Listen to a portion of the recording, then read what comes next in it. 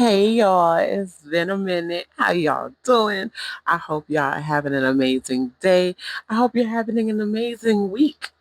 And right now I can't even talk because I'm amazing.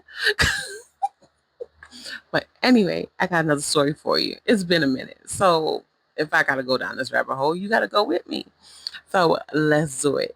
Okay, so as y'all can see who we got here, I'm about to go down this rabbit hole. You about to come with me. All right, let's do. So this right here, who we have is Haile Selassie the First, the emperor of Ethiopia. If you know, in Rastafarian culture, he is the second coming of Christ. Um, and TikTok, this is for educational purposes only. I ain't trying to start nothing, but it goes with my culture because my culture is Jamaican, and of course, Rastafarian is a whole thing. It's a big thing in Jamaica, but we're going to talk about it and we're going to see where we go with this rabbit hole dive. But this is the second coming of Christ, according to the religion.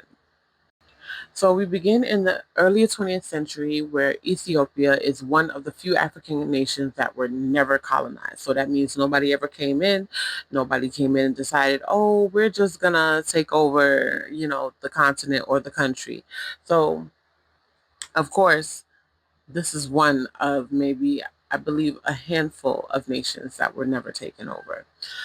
Ras Safari Makonnen, I think that's how you say it. I could be wrong. Y'all correct me in the comments. For those who know the name, I probably may have messed it up, but that's okay. We're here now. Okay? We're going to keep going and we're going to act like we know what we're talking about. Right? He rises from noble roots, educated, disciplined, and ambitious, preparing to inherit a kingdom at a time where empires still ruled the world. Safari becomes Emperor Haile Selassie I in 1930, crowned in splendor, hailed as the King of Kings, conquering Lion of the tribe of Judah. He is a reformer, modernizing schools, courts, and the army, bringing Ethiopia toward a new age while holding fast to the ancient traditions. In 1935, Mussolini's Italy invades.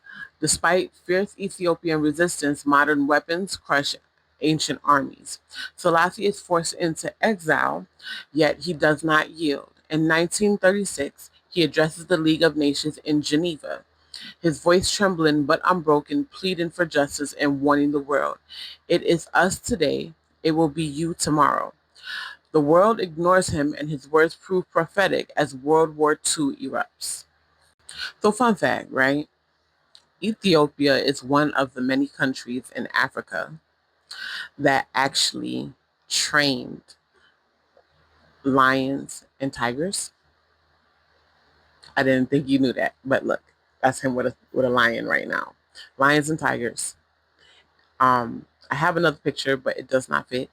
But yeah, this is pretty much him with his lion.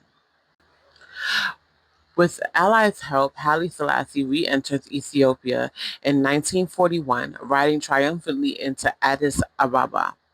He is restored to his throne, a living symbol of hope and resistance, not only for the Ethiopians, but for all colonized peoples of Africa and the Caribbean.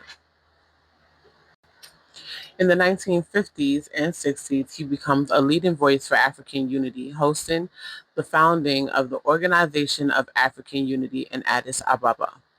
To many, he is not merely a king, but a prophet, especially in Jamaica, where Rastafarian movement reveres him as the divine, the returned Messiah. But time is a stern ruler. As poverty and unrest grow in Ethiopia, famine strikes and his government struggles. In 1974, a military coup known as the Derg topples him. The once untouchable Lion of Judah is dethroned, placed under house arrest, and quietly unalived the following year. His end is shrouded in secrecy, yet his legacy burns brightly. Emperor Haile Selassie um, was a modernizer and a traditionalist, monarch and reformer, prophet to some and tyrant to others. His voice echoes, history teaches us that unity is strength, and cautions us to submerge and overcome our differences in the quest for common goals. Down the rabbit hole we went again. Thank you for coming down the rabbit hole with me. I have a few more stories that I have to get together, but it's been a minute, so bear with me. But yeah, this is Haile Selassie. I don't ask me for the full name because I will butcher that worse than what I did for the beginning. Because yeah, but there we go. Thank you for coming to my TED Talk. Bye.